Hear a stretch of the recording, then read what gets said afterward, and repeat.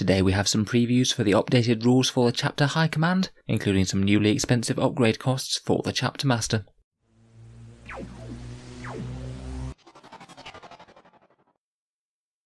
Hello and welcome back to Auspex Tactics, the strategy focused 40k channel, where we've been covering the leaks and reveals from the Space Marine Codex as they've been coming out. Today on Warhammer Community they've shown us a few more details as to how they're updating the Master of the Chapter rules, which I think is going to have an impact on several Space Marine armies. Let's take a look at the details that we have and talk about some potential consequences.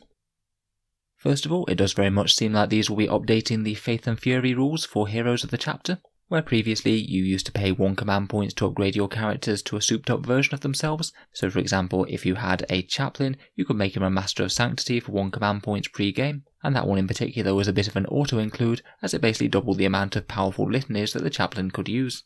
There were ones for all the others that you can see on the list here: the Master of Forge, the Chief Tech Marine, the Librarian and the Chief Librarian, Apothecary and Chief Apothecary, the Ancient and the Chapter Ancient, and the Company Champion and the Chapter Champion. You'd pay the command points to unlock them, and then for each one of them, they'd have 2 unique Warlord traits and relics that you could equip that particular character with. It does say within the rules that you can only have 1 of each of these guys per chapter, and that includes any unique versions of the characters. So say if you had Ironfather Phyros of the Iron Hands, who is a Master of the Forge, then you couldn't use the Master of the Forge option to upgrade another character.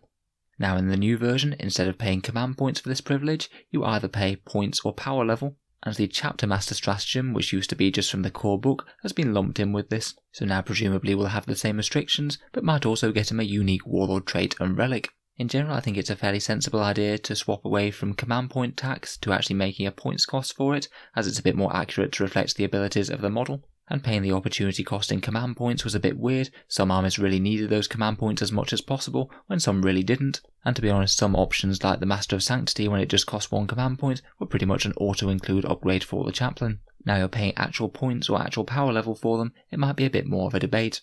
I think in particular the Chapter Master really does seem quite well balanced now. You will have to pay quite a lot more if you want him to have that souped up buffing aura. And honestly, I could see people forgoing him and just keeping things cheap with a Captain. He will also have that added nerf of only buffing core Space Marine units now, so you won't just see a Chapter Master hanging around with 3 Repulsor Executioners or something. I do think certain lists will certainly have a place for him, but I feel like he's got a bit more of an opportunity cost than he did before.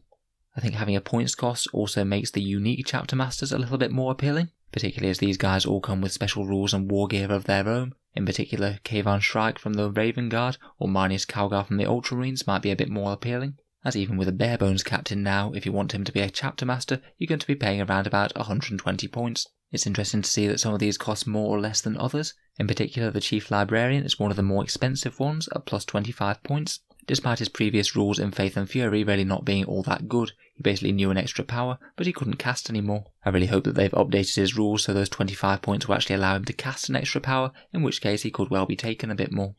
As I mentioned, we now know that they only have access to 1 unique Warlord trait and 1 relic each, which is a downgrade from Faith and Fury. Previously they all had 2, but there weren't any for the Chapter Master, so there could be some new content there. In the Warhammer Community article, they have previewed the Warlord trait for the Tech Marine, which means that the slightly obnoxious aura of +1 to hit for all Space Marine vehicles is almost certainly gone now. To be honest, I think that was a pretty silly buff when it came out in the Marine Codex to start with. You could have a 45 point Tech Marine and 2 command point investment to make him an ultra healer of vehicles and also give everything +1 to hit. It was pretty ridiculous. I think it's probably a good thing for balance purposes that one's been removed.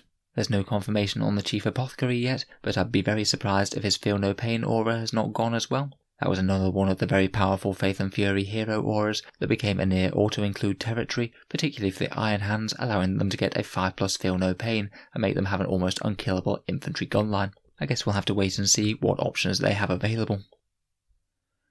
They have given us a couple of rules previews in the rest of the article as well. The Chapter Champion upgrade is actually a significant buff to his melee prowess. You get 3 different rules for the extra 15 points that you invest, and I wonder if it might actually be enough to allow the Company Champion to see play, as not really many people take him in competitive lists at the moment. It's very rarely worth it to field a Company Champion, where you could be fielding a tooled up Captain for combat, who could also provide a reroll 1s to hit aura, and be an integral buffing character, as well as just a fighting melee guy.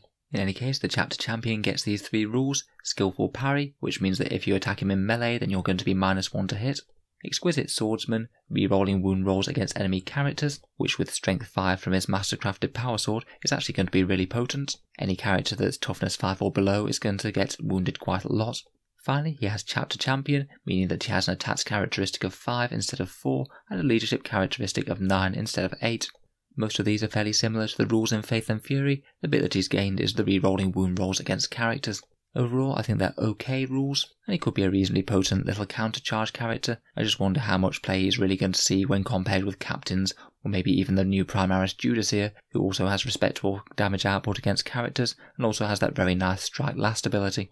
As well as him, we also have a previewed Warlord trait for the Master of the Forge Tech Marine, and this is why we know that he's not going to get the +1 to hit for vehicles anymore, because he's only going to have this Warlord trait instead. And this one's pretty much a copy-paste from the Faith and Fury rules. Friendly chapter dreadnoughts within 6 inches of this guy add +1 to their strength and attacks characteristics. For me, this one's okay. The +1 attacks is going to be better than the +1 strength for the majority of targets, as dreadnoughts already have a strength of 10 or more, so wounding things on 3s or better for the most part. So +1 strength is only really going to matter against some certain very niche targets. +1 attack is a reasonable buff though. It could be particularly useful on armies such as Blood Angels or Space Wolves, and it might be interesting to see what sort of combos could go on with that, as of course these armies couldn't access these Masters of the Chapter before, so there could be some interesting options for them. Finally, here are the full previewed rules for the Master of Sanctity, which they did show us before, which we can now consider a little bit better now we know that he's going to be 25 points more than the base model. He basically knows and can recite 1 extra litany per turn, and I think that's a fairly good deal for 25 points. It's essentially doubling the buff characteristic of the model. For me, one of the real reasons that you would want to take the Master of Sanctity is for that Wise Orator Warlord trait, as that's the one that's going to add +1 to the roll for the litany, which means it'll be going off on a 2+ rather than a 3+. Honestly, I think that that's well worth it, as you need to have some sort of reliability with your buff characters. If it's only going to go off 2/3 of the time, then you're not really going to want to plan around the litany going off, because it just could fail at any point. It's still good, though it's a little bit of a downgrade compared with the previous version, where it was just a full reroll for the litany, but still I think that the Master of Sanctity is certainly worth having if you're going to be taking a chaplain. So it'll be interesting to pick through the full list once we know them all. I'm particularly interested as to what sort of Warlord trait and relic the Chapter Master gets, and if there's been any other tweaks, refinements or buffs to the rest of the list. I'm sure we'll know more in short order, and I'll hopefully have a video discussing them when they come out. So feel free to subscribe to Auspex Tactics if you'd like to see more coverage of the Space Marine Codex like this. I'll most certainly be going over the full rules when we have them. If you've been enjoying my videos and you'd like to help support the channel, then there's a link to the channel's Patreon page down in the video description below. Channel Patreons get to see a video early each week, there's regular votes to see what sort of things come next on the channel, and you also get automatically entered into the Auspex Tactics prize giveaway each month, with a chance to win some big model kits. If any of that sounds good to you, or you'd just like to help support the channel, then the link is down in the video description below. In any case, a massive thank you for listening, and I'll hope to see you guys next time.